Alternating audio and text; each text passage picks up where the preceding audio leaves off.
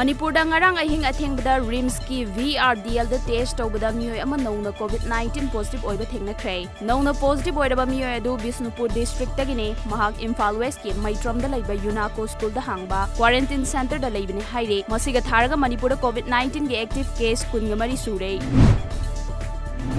Yumthang nariba state Assam da nauna miyoy ani COVID-19 positive oikibadage state aduda laina sigi positive oiba masing punna chani ga tarani thoi sukre. Hauzik fawda state aduda punna active case samaga yankai mathoi leiri. Aduga laina asidagi sikiba masing na marini miyoy yankai marina layengbadagi fagalaktuna discharge tawkre.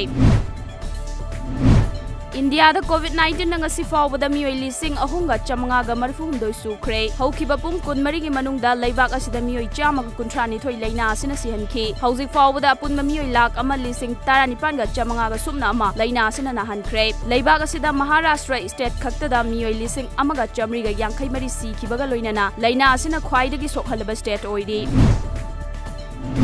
Malemgi oina COVID-19 na sihankiba masing lak ahum lising kuntrani thoi ga chamapan ga kunmanga yokre. Aduga laina asina sokhankiba apunma masing na lak yankai mathoi lising ahunga chani ga humbutarani pani. Amarom da miyoy lak taramapan lising nifumapan ga chahumna layengbadagi fagalaktuna discharge tawkre.